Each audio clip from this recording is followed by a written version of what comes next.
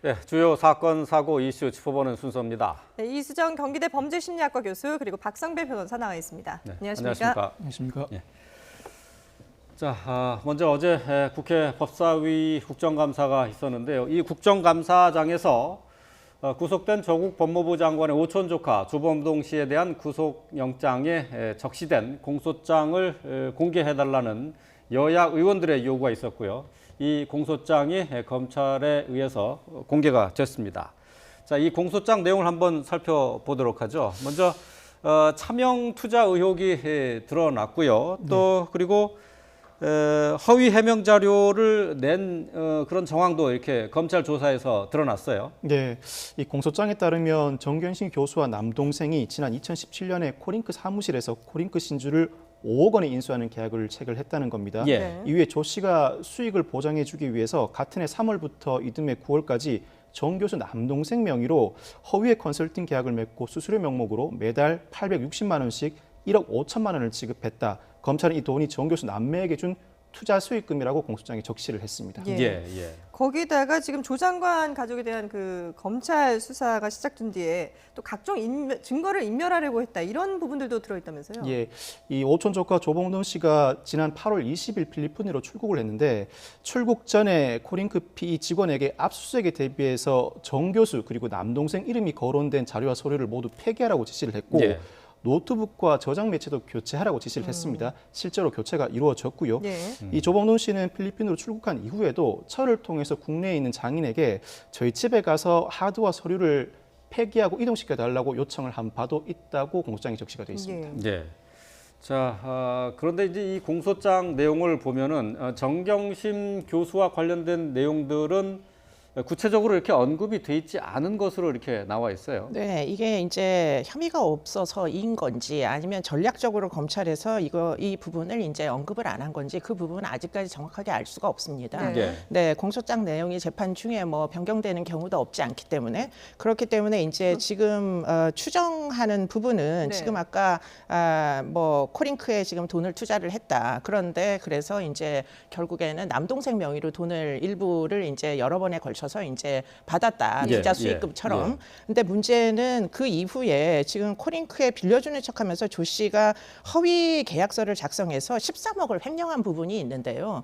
이 부분 중에 10억이 어디로 갔느냐 이게 예. 이제 문제인데 예. 이 10억을 결국은 만약에 이제 이 조 씨 그러니까 정 교수의 남동생이 받은 거라면 그렇다면 이 부분도 결국에는 이제 횡령에 해당하는 공범 관계가 입증될 수도 있기 때문에 네. 이 예, 부분까지 지금 공소장에다 모두 포함은 시키지 않은 채 무엇인가 이제 검찰에서는 좀 더 수사가 진행된 것이 있지 않느냐 네네. 하는 부분을 의심을 할 수밖에 없는 지점이죠. 그런 연유는 지금 검찰에서 말 맞추기 등을 우려해서 지금 인지 모르겠는데 이 조범동 씨는 지금 구속 상태로 있잖아요. 예, 그런데 이 분에 대한 피고인 접견 금지 신청을 했다 그래요. 예.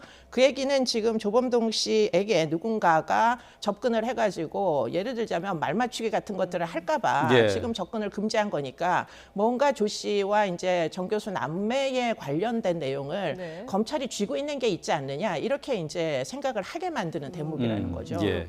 그 공소장에 보면은 예. 조범동 씨가 지금 뭐 말씀하신 것처럼 13억 원을 WFM으로부터 돌려받았단 말이죠. 근데 이 가운데 이제 10억을 정경심 교수에게 돌려준 것으로 이렇게 검찰 네네. 조사에서 나와 있는 거죠. 예, 검찰은 이렇게 조 씨가 빼돌린 돈 중에서 정 교수에게 10억 원을 전달한 것이 애초에 정 교수와 공모를 통해서 정 교수에게 전달해 주려고 했던 의도가 있었다라고 파악을 하고 있습니다. 예. 그리고 2018년부터 2019년까지 고문료 1,400만 원도 공모에 의해서 정 교수에게 지급한 것이다라고 검찰이 파악을 하고 있습니다. 예. 이러다 보니까 원래는 공소장에 공동 피고인으로 적시되지 않더라도 공모한 사람을 기재를 할 수 있음에도 불구하고 예, 예. 기재를 하게 되면 범행의 일시, 장소, 경위가 그대로 드러나게 되고 네. 범행 분담 방법도 그대로 적시가 됩니다.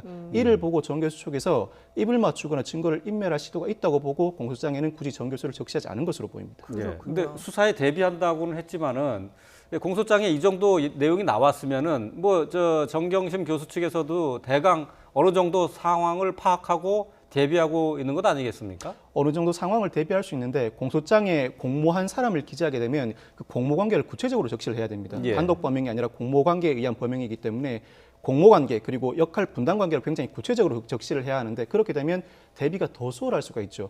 그 사태만큼은 피하고자 검찰이 굳이 공범으로서의 정 교수를 적시하지는 않은 것 같습니다. 예. 지금 공소장에 그러니까 최소한의 것만 나와 그렇죠. 있다. 이렇게 보면 되는 거군요. 예.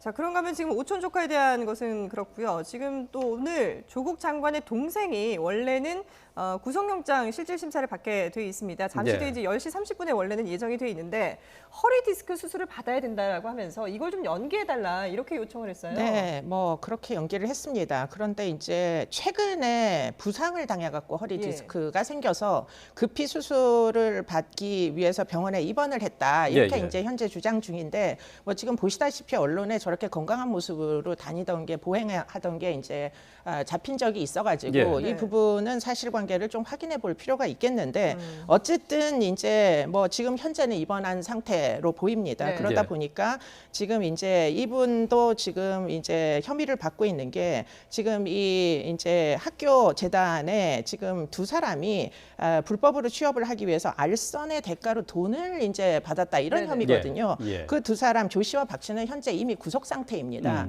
그러다 보니까 그 부분에 대해서 결국 돈을 받은 사람인 지금 이 이제 조 씨의 동생에 대하여 이제 수사를 하겠다는 건데 지금 네. 그런 부분에 대해서 지금 아프다고 이제 일정을 연기해 달라고 신청한 상태죠. 음. 그 네. 운동학원의 채용 비리 그리고 이제 증거인멸 혐의로 지금 현재 그렇습니다. 구속영장이 네. 청구가 돼 있는 상황인데, 근데 이게 지금 법원에서는 그 동생이 나오지 않는다 하더라도 일단은 영장 실질 심사를 그대로 진행하겠다라는 입장인 것 같아요.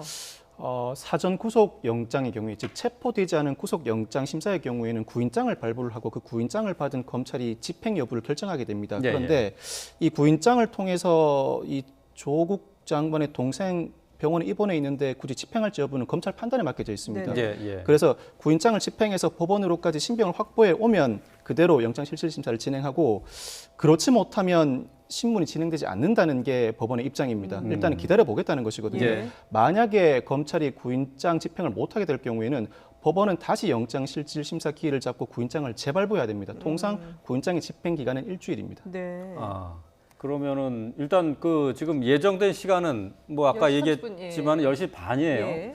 오늘 수술이 예정돼 있다고 얘기를 했거든요. 네. 그렇다면은 사실상 구인장 발부는 이미 뭐 시간이 지났다고 봐야 되지 않을까요? 구인장 집행이 이미 이루어졌을 겁니다. 아니면 이미 이루어지지 않거나 그 결론은 예. 났을 겁니다. 네. 그렇지만 검찰 입장에서도 이미 허리 디스크 악화로 수술을 받고 있는 피의자를 구인장 집행하는데 상당한 부담을 느끼고 있지 않을까 싶은 생각이 듭니다. 그렇군요. 예.